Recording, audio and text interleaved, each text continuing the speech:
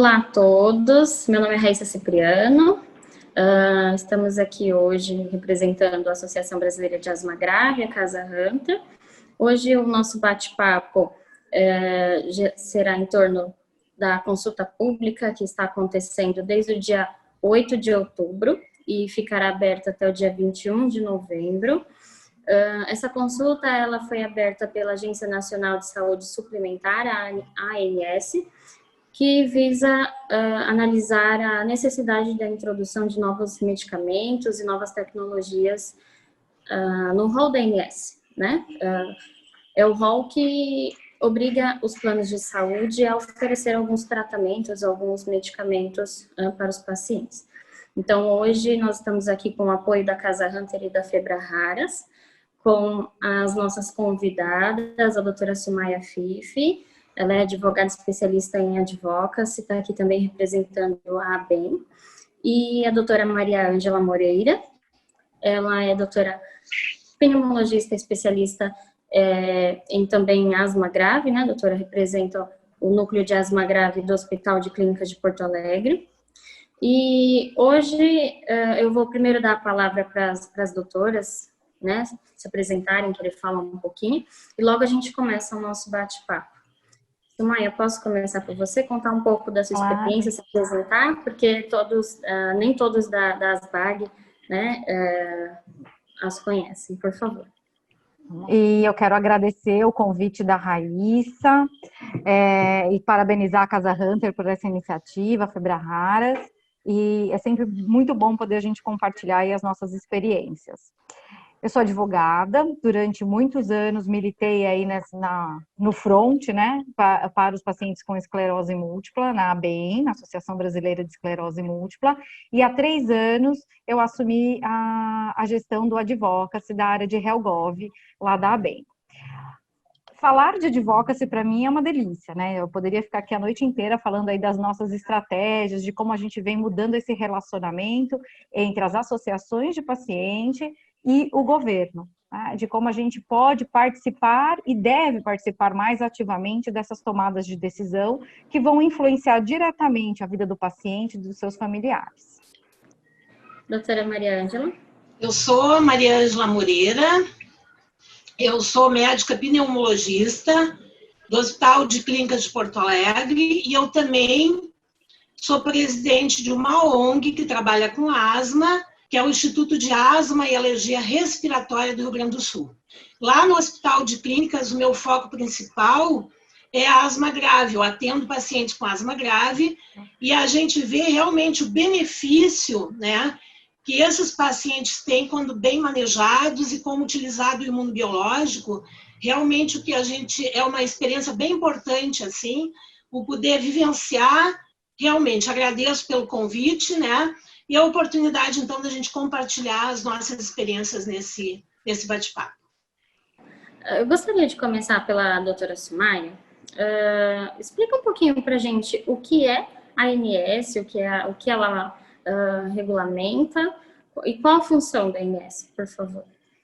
A ANS, a sigla, né, quer dizer Agência Nacional de Saúde Suplementar. O que é a saúde suplementar, né? É exatamente a saúde que complementa o Sistema Único de Saúde, que muitas vezes as pessoas estão inseridas no Sistema Único, no SUS, e outras as pessoas estão no privado, né? Os planos de saúde. Essa ANS é uma agência reguladora do Ministério da Saúde, que ela fica responsável por regular as relações com os planos e operadoras de saúde em todo o Brasil. Então, muitas vezes a gente talvez ouça mais falar da ANS quando a gente vai falar dos preços, dos planos, da mudança de faixa etária, né? Mas ela tem um protagonismo fundamental na decisão de quais procedimentos e eventos de saúde serão suportados por esses planos de saúde. Entendi. Bacana. E então, o rol da ANS, ele é um protocolo muito parecido com o PCDT, que nós temos no SUS. Exatamente. O rol é a relação de todos os procedimentos e eventos lá discriminados. Eu até fiz uma colinha aqui, porque é tão grande esse rol, né? E ele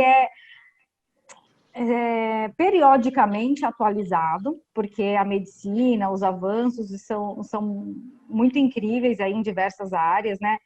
Até mesmo em esclerose múltipla, a gente teve algumas revisões, acabamos de ter agora também já um parecer positivo, um reposicionamento aí de linha de um medicamento, e a gente tem que acompanhar essas evoluções dessa atualização. A gente teve uma legislação que é recente, agora de 2018, né, que é a RN 439, e que ela trouxe aí o evento da participação social de forma mais ativa e até mesmo nas propostas de atualização desses rolos.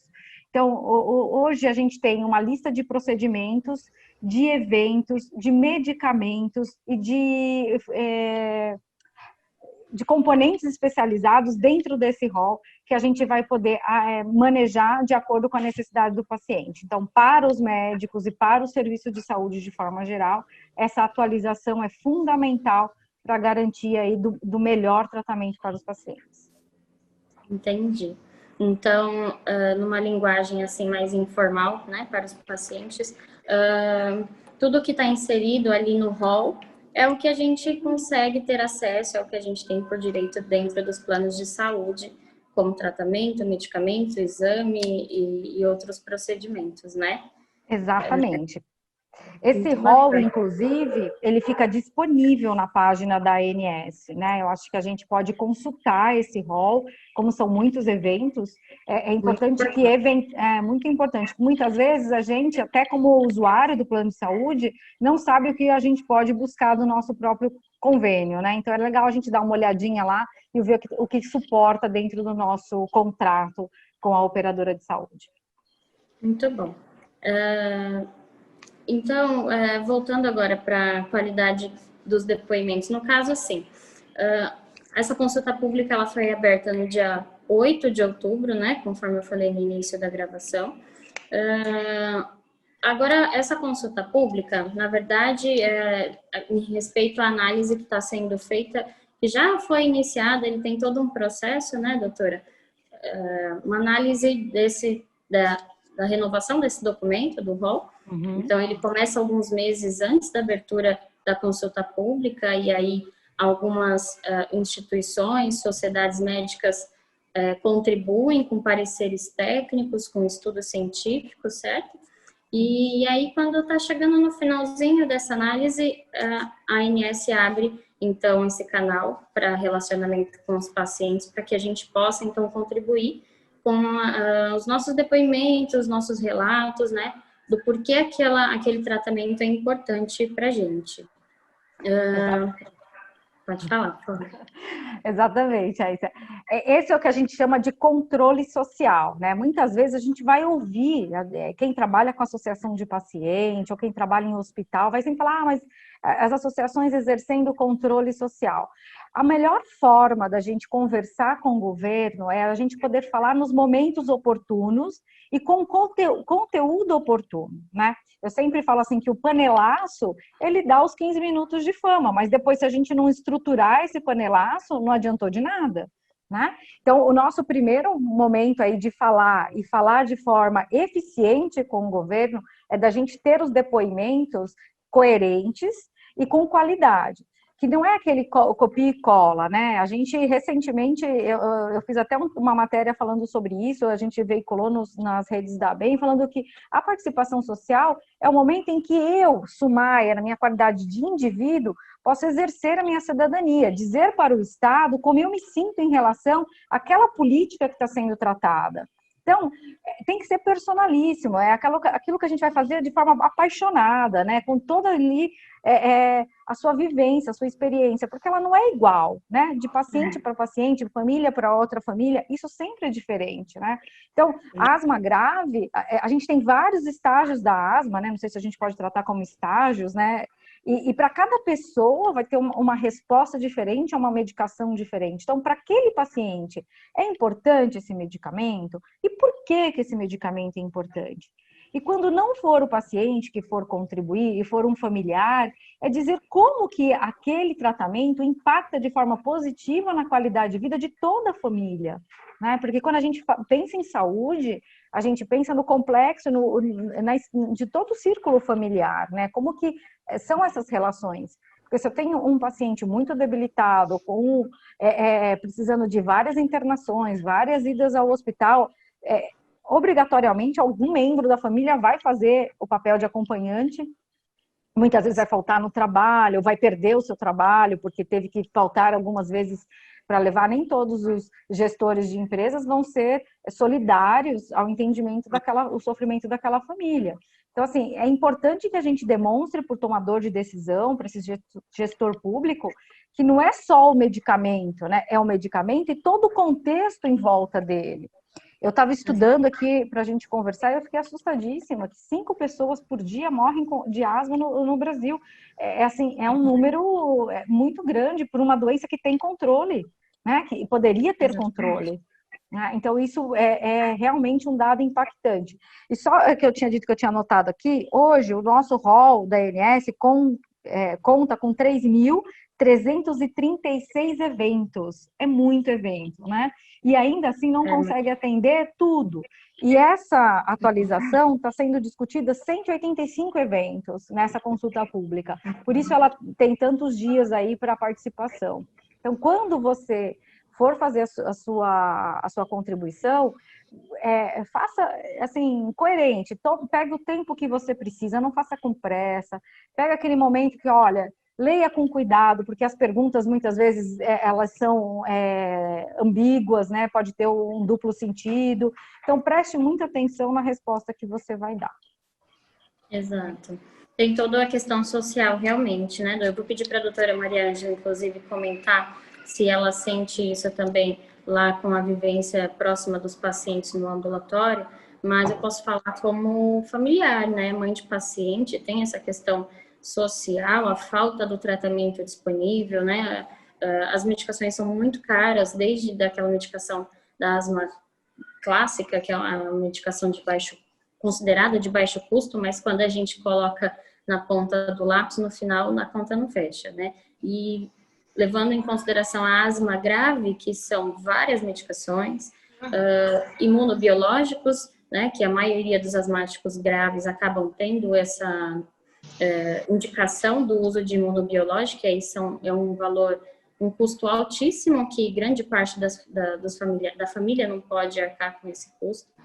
E aí o paciente vai agravando até que consiga o tratamento, né?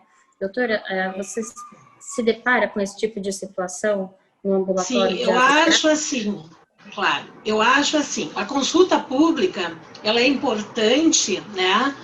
Porque eu acho que pesa muito a opinião do paciente, dar a sua experiência, o quanto melhorou, não melhorou com determinada medicação, né? E então esse relato e também a parte técnica, médicos também podem opinar, né? E dar, inclusive, anexar artigos, anexar comprovantes e a sua experiência pessoal de tratamento, né, resposta ao tratamento. Então, o paciente com asma grave, ele é um paciente que ele já usou todas aquelas medicações, né, várias, né, que a gente usa, de beta-2 longo, corticoide inalado, e que mesmo usando corretamente, nas doses corretas, ele não teve uma melhora. Então, surgiram os imunobiológicos, né, que são medicações mais modernas, porque elas agem a nível celular, bloqueando o efeito dos mediadores, né, ao nível das células brônquicas, né. Então, com isso, né, nós tivemos, assim, resultados muito bons. Só que, em que situação está?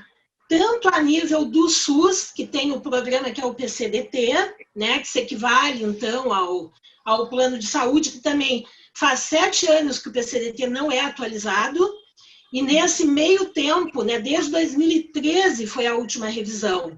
Então, nesse meio tempo, critérios para asma mudaram e medicações novas surgiram. E dentre elas, o imunobiológico, né? Então, o paciente tem que usar, o que a gente está fazendo atualmente? Comprar o imunobiológico realmente é muito oneroso. E tem pacientes que a gente chega num ponto do nível da asma, da gravidade da asma que ele tem, que realmente a gente tem que apelar para o recurso do imunobiológico, que é uma ótima medicação. Aí é a judicialização. Então, todos que nós temos no hospital de clínica é por mandato judicial, que não é muitas vezes fácil de conseguir, depende como ele encaminha os documentos, para onde ele caminha, mas pelo preço do remédio, o paciente não tem condições de adquirir, né, algum tratamento. Então, realmente, se faz bem madura essa ideia de tanto os planos de saúde como o SUS incorporar, né, a medicação, os imunobiológicos, para que o paciente tenha um acesso mais fácil, né, com mais facilidade.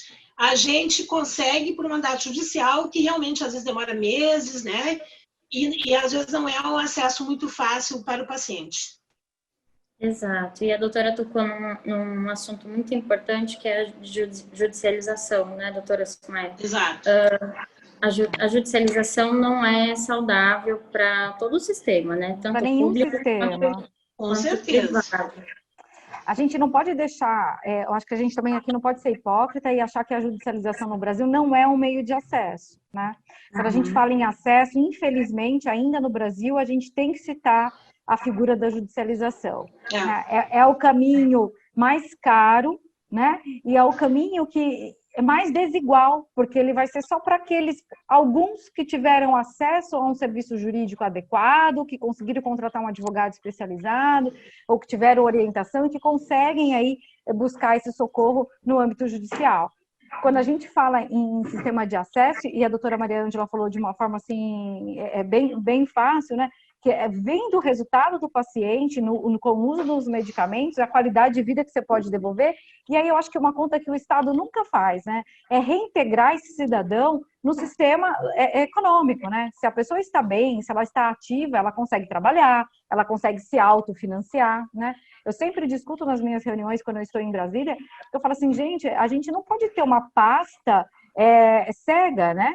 Porque se eu estou falando com o Ministério da Saúde, ele não pode ser omisso às relações com relação à previdência e nem com relação à economia, né? Se eu tenho um paciente bem tratado, esse paciente ele vai trabalhar, ele vai pagar seu imposto de renda, ele vai gerar recursos na economia e tudo isso movimenta de forma positiva. Quando eu judicializo, eu sempre falo isso assim, claro, eu sou advogada, em algum momento da vida a gente usa esse recurso, né? Mas quando a gente judicializa com dó, porque a gente fala, puxa vida, eu sei que com esse dinheiro desse um medicamento para uma pessoa, eu poderia ter tratado 10, se fosse numa compra via um sistema SUS, né? Uma compra coletiva. Então a gente sabe que não é o melhor caminho, mas é o caminho que acaba a boia de salvação. Né? Exatamente. Mas assim também, né? Eu acho que quando o pessoal que trabalha com farmacoeconomia tem que levar em consideração que esses pacientes com bons resultados das medicações, eles não hospitalizam, eles não vão para as emergências, então todo o custo da saúde diminui muito, além desse aspecto produtivo, né, da criança ir à escola, do trabalhador não faltar ao trabalho, né? Então tem todo esse aspecto de benefício que tem que ser levado à consideração por esses grupos, né, que decidem e que julgam a inclusão das medicações, né? Perfeito. Inclusive, a Raíssa me mandou um artigo que eu fiquei também super animada, né, com a possibilidade das inclusões, que 98% dos pacientes que tomaram esses medicamentos, numa pesquisa do PROAR, do Instituto PROAR, tiveram redução das suas internações, 98%. Assim, a gente está falando de quase cura, né? Quase 100% aí dos pacientes tratados tiveram uma resposta extremamente positiva. Quando eu penso em avaliação de uma tecnologia, eu penso exatamente nesse método de multicritério, a gente poder avaliar o paciente como um ser na sociedade, né? Como eu vou reintegrar esse paciente na sociedade. Não, realmente, assim, por experiência própria e pelos relatos, pelos artigos que a gente lê, as respostas dos pacientes que usam imunobiológico são muito boas, realmente muito boas.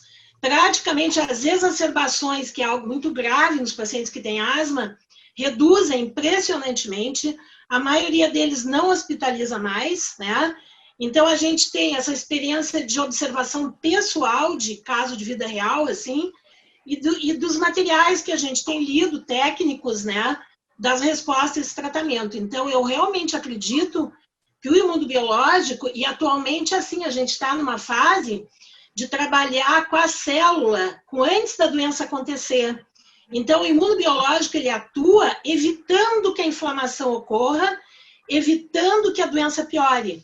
Então, assim, eu acho que tem muito, muito sentido, né, em utilizar esse tipo de medicação. Só que a gente ainda tem essa dificuldade, realmente, né, até a aprovação de estar disponível, né? Eu tenho uma frase que eu gosto muito, que não é minha, que eu copiei de alguém, mas eu não sei nem de quem que é, né? Que acesso não é o medicamento estar na prateleira, né? O acesso ao medicamento chegar no paciente. Exato, chegar no paciente, né? Com certeza. Então, assim, como esse medicamento vai chegar no paciente, principalmente os medicamentos de alto custo, os componentes especializados são caríssimos, né? Então, que a gente, pessoas normais, a gente não tem condições de comprar esses medicamentos, né? O Estado, ele... Eu sou uma defensora do SUS, eu acho assim que quando a gente fala em universal, integral, a gente tem que ter um equilíbrio em entender o que é universalidade, o que é integralidade do SUS. Sim. E por isso que eu acho que cada vez mais a saúde suplementar vai ter um papel que vai deixar de ser coadjuvante, vai passar a ser um papel aí de protagonista nessa relação de saúde, porque se as pessoas pagam por um sistema privado de saúde, esse sistema tem que ser capaz de ter as contrapartidas correspondentes ao valor do prêmio que ela recebe. E se uma das contrapartidas é garantir o medicamento, o tratamento, né, que esse tratamento seja na mesma proporção do público, né, integral, né, e universal. Sim. E aí eu queria até falar um pouquinho sobre os protocolos, que quando até anotei aqui que a doutora falou que desde 2013 não tem uma atualização do protocolo para asma. Do SUS, né? Não. Desde 2013. A gente está falando em 7 anos. Eu falo assim, essa matemática da saúde pública é tão deficiente, né? Eu falo que eles não sabem fazer conta de 1 mais 1, né? Porque se eu consigo tratar melhor, eu vou gastar com menos internação, né? Eu vou gastar com menos benefício por incapacidade, essa pessoa vai estar no trabalho, eu vou ter um recebimento de imposto de renda, eu tenho um ganho muito maior do que o próprio medicamento, né? E no suplementar, a mesma coisa. Se eu consigo pagar o medicamento para o paciente, eu não vou ter custo com internação, com exames, com outros... Com certeza. Com reabilitação, né? Porque tudo isso custa. É um custo muito alto. De acordo com o DataSUS, o paciente de asma interna 4 vezes mais, né, do que de asma grave interna 4 vezes mais do que o paciente com asma clássica, né? E ainda hoje, 2020, ainda é a 4ª causa de internação no SUS e também na rede privada. Então, realmente, aquele paciente que não está controlado, a gente não tem mais dúvidas, né? Aquele paciente que não tem controle é aquele que está mais vezes, ele vai mais vezes ao pronto-socorro, é o que interna mais, é o que mais falta ao trabalho, é o que mais falta à escola. Mas o importante, doutora, que eu gostaria até de deixar isso claro, eu gostaria muito que a gente deixasse isso claro para quem está nos assistindo e principalmente para os gestores, que é aquele paciente que necessita dessas medicações, né, dos imunobiológicos, das medicações de alto custo, é uma parcela muito pequena, né, da população de asmáticos. A gente está falando aí de 3 a 5% dos asmáticos em geral. Então, é uma população muito pequena. Então, de repente, na hora da tomada de decisão, talvez eles pensam muito no custo, no gasto com esse tipo de medicamento, que não é barato, mas é importante entender e que fique claro que é uma parcela muito pequena, é um medicamento que precisa ser, precisa ser prescrito de forma personalizada, né? Sim. Então, é importante a gente deixar isso claro, né, doutora? Sim. Não, eu acho assim, ó, os pacientes com asma grave, a gente tem, no Brasil, de todos os asmáticos, né, muitas vezes o uso inadequado das medicações, o uso não correto. A maioria das medicações são administradas por forma inalatória, né? E essa forma de administrar tem que ser correta para a gente ter os resultados. Mas tem esse grupo de pacientes, então, que representa de todos os asmáticos 3 a 5%, que apesar de estarem usando a medicação correta, com os cuidados gerais e de forma adequada, eles continuam tendo crises, exacerbações, hospitalizações, né? Então, eu acho que, né, se nós beneficiarmos este grupo de pacientes, não será uma demanda, será um benefício muito grande, porque a maioria deles está não é aposentadoria, com auxílio-doença? Auxílio-doença. A maioria deles pede auxílio-doença. E que eu acho que se fossem bem tratados, começando a tratar adequadamente, eles não estariam em auxílio-doença, né? E o percentual, talvez, fazendo um cálculo, não seja tão imenso assim de gasto, visto que o percentual de pacientes não é tão grande assim, tá? E nós beneficiaríamos certamente fazendo esses pacientes mais ativos, produtivos, poderem trabalhar, porque a maioria deles, chegando num ponto assim, e sem um tratamento adequado, todos recorrem ao auxílio-doença, a maioria deles. Que onera, de certa forma, né, toda a sociedade. Se o paciente ele não consegue garantir uma estabilidade, né, nas suas atividades da vida diária, ele não consegue ter uma tranquilidade e um fluxo regular no seu trabalho. Então, ele acaba se ausentando para poder fazer os tratamentos e tal. Quando a gente fala aqui em consulta pública, eu acho que esse é um dado importante da gente levar como um discurso também para o tomador de decisão, né? Quando a gente vai apontar lá a nossa contribuição, porque eu posso contribuir como associação de paciente, né, como pessoa jurídica, eu posso contribuir como um cidadão, um usuário do serviço, ou eu posso contribuir como um médico, uma escola técnica, alguma coisa nesse sentido. Quando eu, enquanto pessoa, vou lá e faço a minha contribuição, é importante que eu coloque lá, olha, eu fiquei impedido de trabalhar porque eu não tinha um medicamento adequado, né? Eu perdi uma oportunidade de fazer um mestrado, um doutorado, que eu não conseguia ter o trabalho, eu não consegui prestar um concurso público, eu não consigo ter horas para estudar. É legal a gente colocar esse ponto de vista também social, não só do medicamento, né? Ah, esse medicamento é bom porque é bom, né? Eu vi algumas contribuições, porque o medicamento é muito bom. Mas por que ele é muito bom? Ele é muito bom porque ele vai trazer um ganho. E quais são esses ganhos que ele vai trazer? Eu acho que é isso que é importante na hora da gente escrever, é colocar essas informações. E aí, Raíssa, eu não sei se vocês fazem isso, mas eu nunca recomendo, e talvez se você tiver alguma ideia de fazer, faça com cuidado, é que na hora da associação de paciente poder falar como contribuiu, falar para que as pessoas não copiarem a sua contribuição e colar como se fosse a contribuição delas. Porque daí na hora de fazerem o levantamento, vão ver que tem 1000 contribuições, mas são 1000 iguais, ou seja, teve uma contribuição, na verdade. Então, isso é legal da gente, enquanto gestor de uma organização social, de paciente, poder colocar, olha, esse aqui é o ponto de vista da associação, mas não é legal que vocês coloquem justamente para que a gente tenha a percepção individual como um quantitativo, né? Que daí a gente tem os dois critérios, o quantitativo e o qualitativo. É uma dica só. Não, com certeza. É muito importante ressaltar essa questão da qualidade do depoimento, né? Dentro da minha casa mesmo, a asma grave, sim, trouxe vários problemas, né? Eu, há 5 anos, sem conseguir trabalhar, sem conseguir voltar para o mercado de trabalho. Os gastos, então, né, como eu não trabalhava, o esposo teve que garantir o sustento da família. A minha asmática grave, a Giovana, tendo crises muito frequentes, imunidade muito baixa por conta das altas doses de corticoide que ela tomava, então eu ainda tenho mais dois filhos, mas a irmãzinha dela teve que parar de ir para a escola porque estava trazendo o vírus para dentro de casa, então olha só, as duas teve que parar de frequentar a escola, eu tive que parar de trabalhar, os gastos com o tratamento, um custo muito alto, então é um impacto muito grande, não traz o impacto só na vida do paciente, né? Isso porque ela é menor de idade, e nós como, né, a gente, a família como cuidador acaba sofrendo, mas mesmo aquele paciente adulto também necessita de um cuidador, também precisa de cuidado, né, de apoio nesse momento, e todos que estão em volta acabam sofrendo com isso.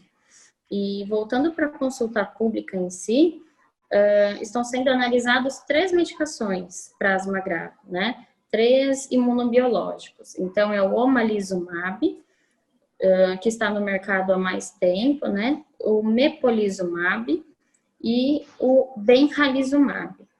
Essas 3 medicações são para o tratamento da asma grave. O omalizumab, que é um tratamento para aqueles pacientes que possuem altos níveis de IgE.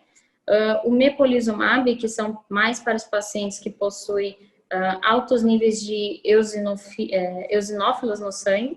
E o benralizumab também para o controle aí dos eosinófilos. Então, assim, os pacientes de asma grave, a asma em si, ela existe, hoje já é comprovado vários fenótipos na asma, né? Segundo o GINA, as últimas atualizações do GINA, que é a Iniciativa Global de Asma, já foi comprovado esses vários tipos de asma, os vários tipos de gatilho que influencia aí no descontrole da asma. Então, para cada tipo de asma, há um tratamento diferente, né, doutor? Uma abordagem diferente. E o tratamento personalizado vem para mudar todo esse cenário, vem para ajudar aquele paciente que não obteve o controle com aquela medicação clássica de asma, para aquela medicação inalatória, assim como a doutora já até comentou aqui com a gente, que é aquela medicação que age diretamente nas células aí, que tem essa alteração. Então, doutora, a senhora pode falar um pouquinho para a gente como age esses 3 tipos de medicamento para o paciente? Então, assim, os imunobiológicos, né? O omalizumab é o que veio primeiro para o mercado e que tem um parecer favorável, até talvez porque ele tem mais tempo de uso. Só que o omalizumab é voltado para aquele paciente que tem um fenótipo alérgico e que tem a IgE elevada, né? Então, um paciente que não tem IgE elevada e não tem esse fenótipo alérgico, ele não estaria indicado. E até talvez, assim, 60% dos asmáticos graves teriam os eosinófilos, que estão outras células aumentada. Os eosinófilos, eles liberam mediadores, aumentam o processo inflamatório no brônquio. Então, o que faz o benralizumab e o mepolizumab? Eles impedem a liberação, a ativação desses eosinófilos. Então, assim, né, não tem que, assim, porque o omalizumab foi aprovado, não aprovar o mepolizumab. Não, porque o omalizumab vai ser para uma parcela dos pacientes que têm asma grave com determinadas características, né?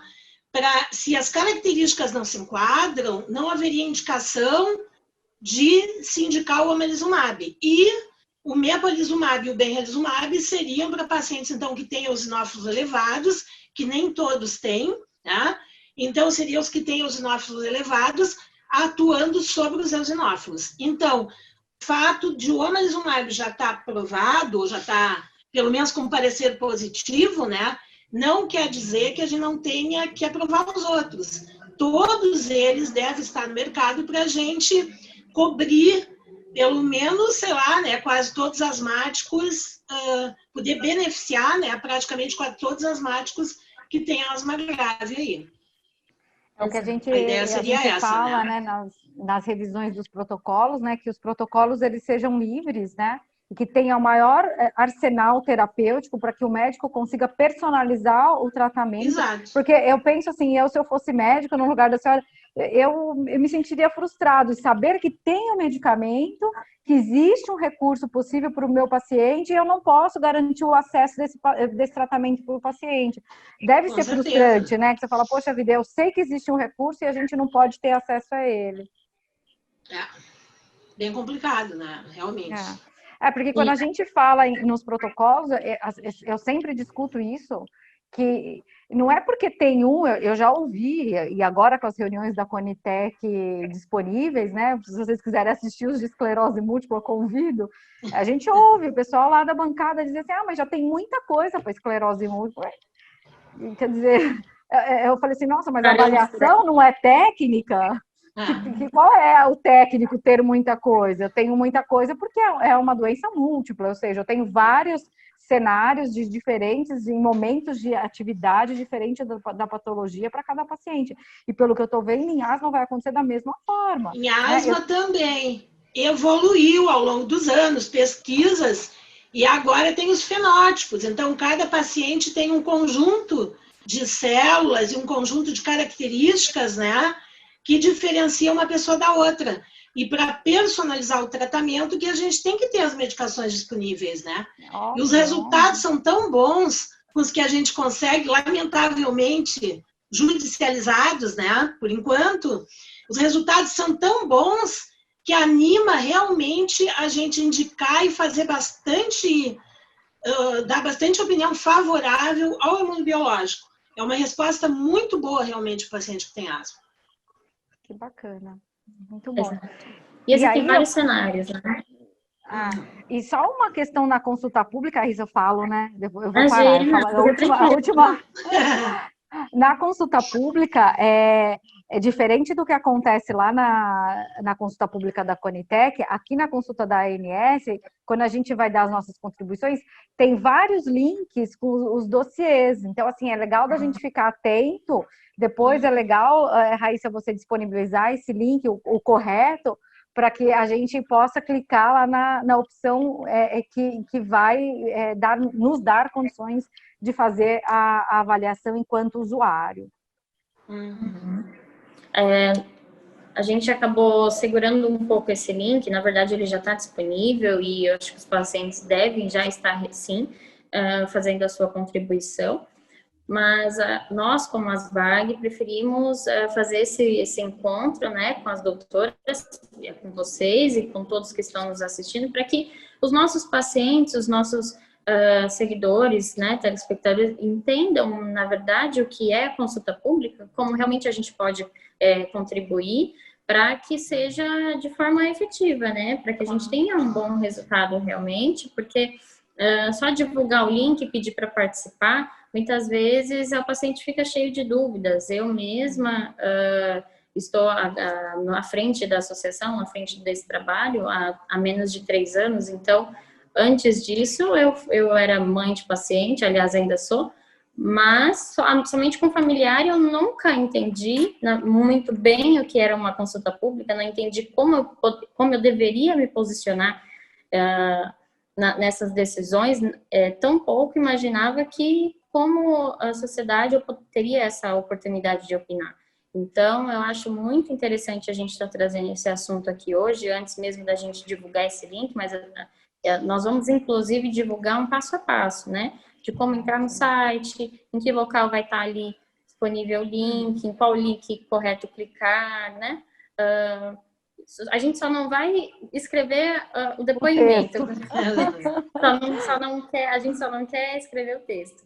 Mas isso é super importante, porque as pessoas, eu vejo assim, eu tenho dificuldade em encontrar as coisas no site da ANS. Então, se a gente não tem, não está acostumado a manejar o site, realmente pode encontrar uma dificuldade em chegar no lugar correto para inserir a contribuição.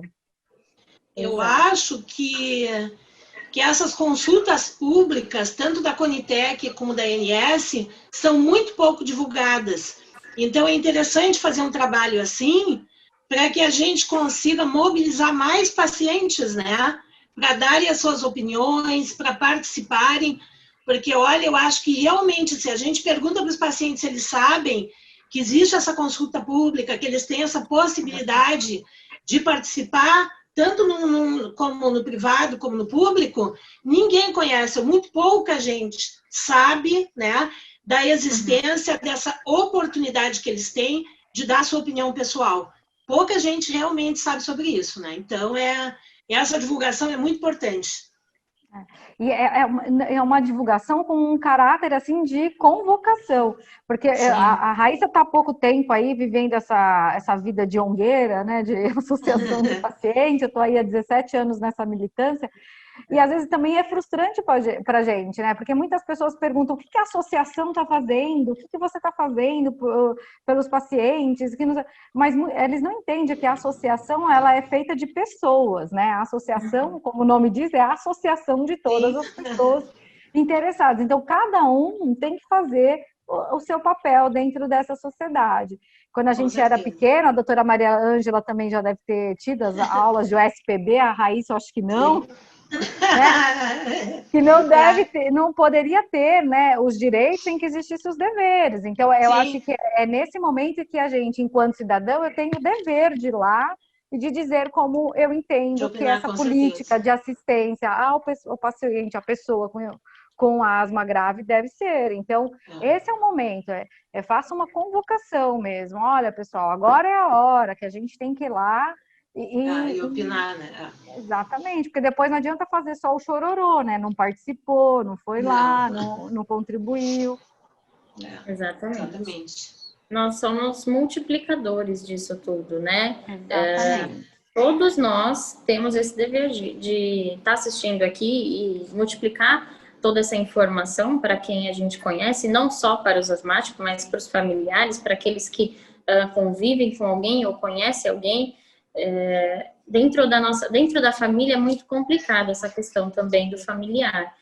Muitas vezes quem compreende a asma é aqueles que convivem dentro da própria casa, né, do paciente. Sim. Mas fazer todos os familiares entenderem as questões ou tudo que envolve a asma também é bastante complicado. E isso até acaba muitas vezes interferindo um pouco no tratamento também.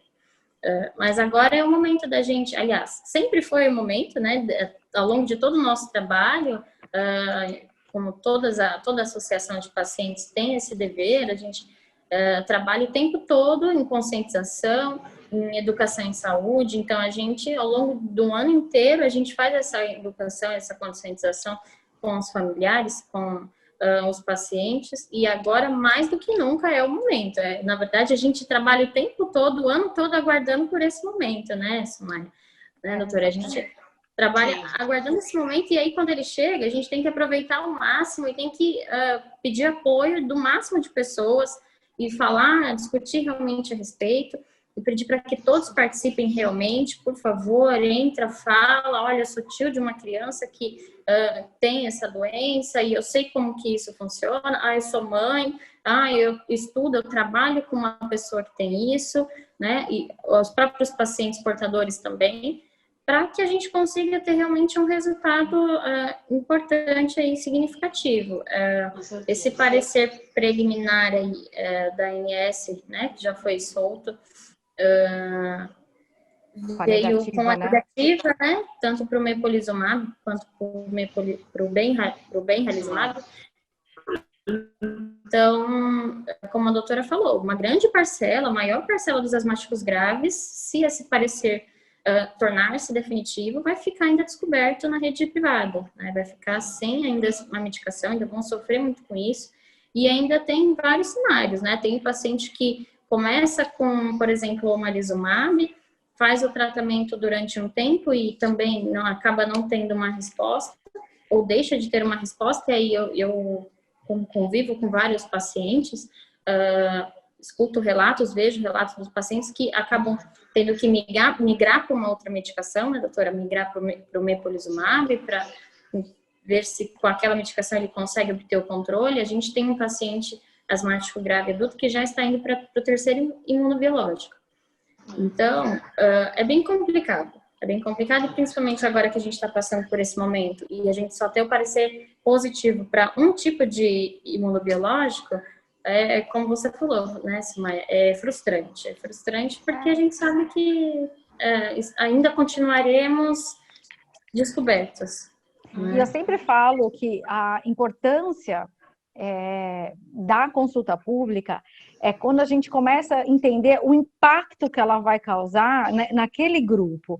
Porque muitas vezes pode ser que a gente nem alcance a pretensão nesse primeiro momento, mas a gente vai conseguir demonstrar para aqueles tomadores de decisão: opa, existem tantas mil pessoas aqui preocupadas e falando e trabalhando para esse grupo de pacientes. A gente tem que olhar de forma diferente. A gente começa a plantar a sementinha, né, da discórdia dentro da própria agência. Quer dizer, se hoje a gente trata esse grupo dessa forma e estamos tratando mal, e está caro tratar esses pacientes mal, porque eles estão gerando internação, estão gerando outros tratamentos, outros recursos do sistema, então, peraí, eu tenho que fazer realmente uma revisão e pensar que a incorporação, ela é mais barata do que todos os meus paliativos aqui de tratamento que a gente acaba colocando à disposição.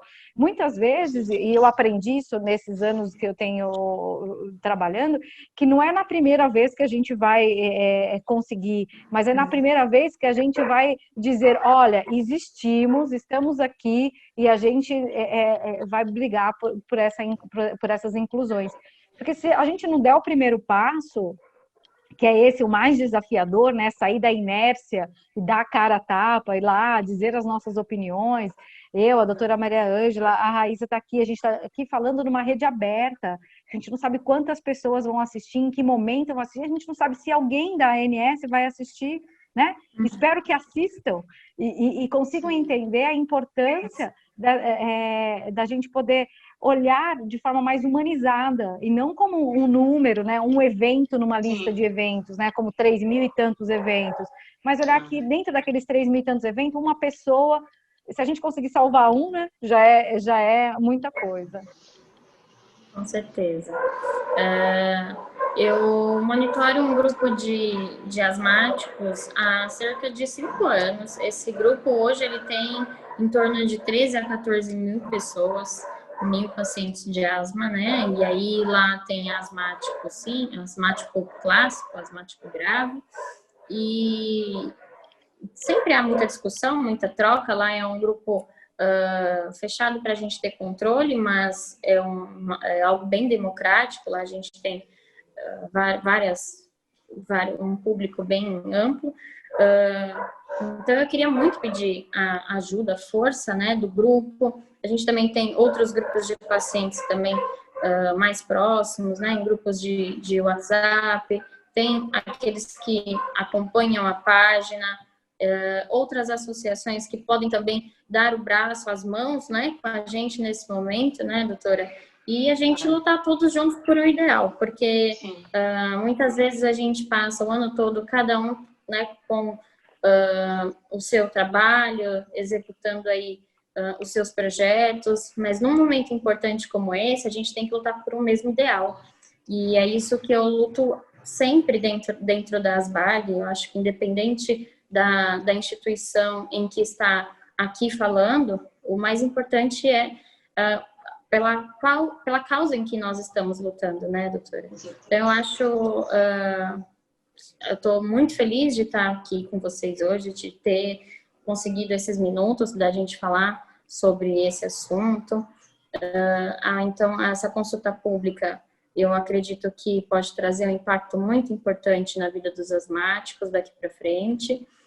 Esperamos que tanto a ANS como a Conitec tenham essas revisões com mais frequência, né? Quem sabe isso aconteça de forma anual, não sei se isso é possível, mas seria ótimo porque as coisas, a tecnologia, né? A medicina, ela se atualiza com muita frequência, então a gente ter essa oportunidade de contribuir com uma frequência um pouco maior, né? Ajuda bastante. E dentro da consulta pública da ANS, quanto a essas 3 medicações, o que eu acho importante da gente ressaltar é o nosso posicionamento. Então, aquele paciente que tem experiência com o omalizumab, que já teve experiência com o mepolizumab, com benralizumab, é entrar, dar o seu depoimento, dar a sua contribuição, falar da sua experiência verídica, falar com muita verdade, com muita propriedade daquilo que já passou durante o uso daquela medicação. E, principalmente, o porquê, o que eu quero muito enfatizar é quanto à negativa do mepolizumab e do benralizumab, né? Da gente tentar mostrar o porquê que é importante de ter 2 ou 3 medicações aí sendo disponíveis, né, para os pacientes. Sim. Então, quando esse link for, quando a gente colocar esse link, para que todos possam entrar, entre, participe, conta a sua experiência.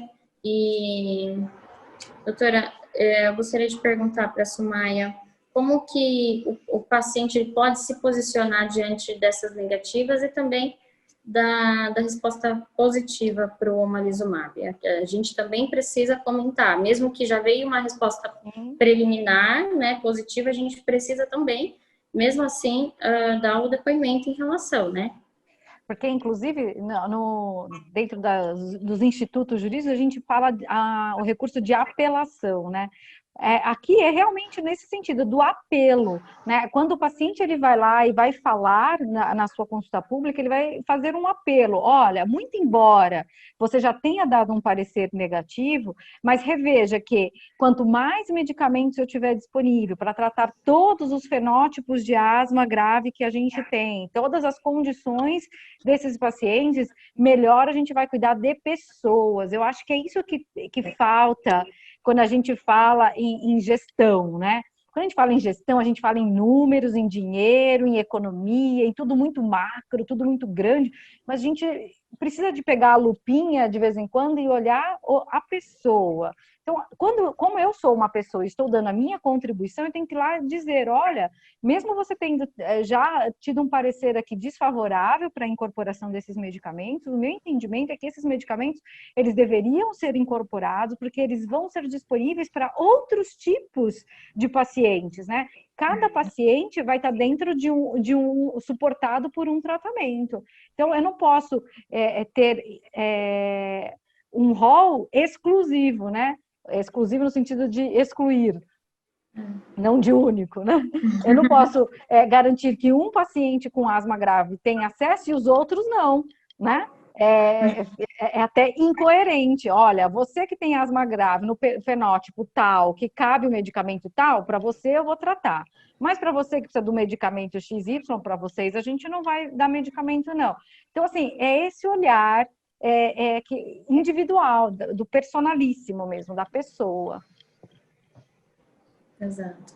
Doutora Maria Ângela, inclusive, isso é importante de engajar também os profissionais, os médicos, né, a participarem também com esse posicionamento, levando essa questão do apelo, como a doutora falou, né, da necessidade de conseguir tratar todos, pelo menos a maior parte aí, ou todos os pacientes de asma grave, né? Com certeza. Eu acho assim, a minha impressão é de que alguns colegas também não têm muito conhecimento sobre esses questionamentos públicos, assim. Então, eu acho importante, assim, divulgar para os colegas, como para os pacientes, né? Quando teve a votação do omalizumab, essa segunda, a gente conversou bastante com os pacientes, né? Sempre que possível, para que eles opinassem, para que eles votassem, né? Então, eu acho isso de suma importância que tanto os colegas como os pacientes tenham conhecimento da existência, né, desse questionamento público e que eles podem participar. Com certeza, é muito importante. Verdade. Bom, eu acho que o nosso bate-papo vem chegando ao fim, mas eu acho que o recado foi... Acho que a gente conseguiu passar o recado que a gente queria, né? Todas essas informações a gente vai disponibilizar nas nossas páginas, nas nossas redes, incluindo o link e o passo a passo. Eu prometo aí até o fim da semana, né? A gente, quanto às datas, né? A INS acaba divulgando para a gente, assim, muito em cima, mas a gente continua fazendo aqui um trabalho importante. O que importa é que os pacientes vão poder participar, já está aberto e vai ficar disponível até o dia 21 de novembro. E eu acho que vai estar tudo certinho logo na nossa página até o final da semana. Eu agradeço muito a presença de vocês. Estou muito feliz, é o primeiro encontro aqui, né, na ASBAG. Tanto a doutora Maria Ângela quanto a doutora Sumaia a gente já se conhecia, mas está sendo um prazer enorme tê-las aqui conosco. Quero agradecer muito novamente a Casa Hunter e a Febraharas pelo apoio de sempre. Eu quero agradecer, assim, é uma honra poder estar com você, Raíssa, que eu acompanhei lá do comecinho, né? E dizer que, assim, eu fico muito orgulhosa de ver como você desenvolveu nesse trabalho, como você se engajou de forma, assim, bem profissional, na qualidade dessa entrega que a gente tem visto aí nas atividades da ASBAG. Eu quero agradecer a doutora Maria Ângela, que eu aprendi um monte também hoje, obrigada. Eu acho que é tão fundamental os médicos estarem próximos das associações de pacientes. Eu acho que isso endossa o nosso trabalho, né? As associações de pacientes, elas precisam estar próximas e trabalhar com os médicos, né? Muitas vezes a gente vê que elas estão na contramão em alguns momentos, mas é importante que a gente se encontre e que seja uma coisa coesa. Agradeço super o pessoal da Casa Hunter, Febraharas, que sempre acolhem a gente, sim, com muito carinho. Então, assim, eu estou muito, muito feliz mesmo de poder hoje estar aqui dando essa mínima contribuição nesse trabalho tão incrível que você faz aí, Raíssa. Muito obrigada. Também agradeço, foi ótima essa participação, né?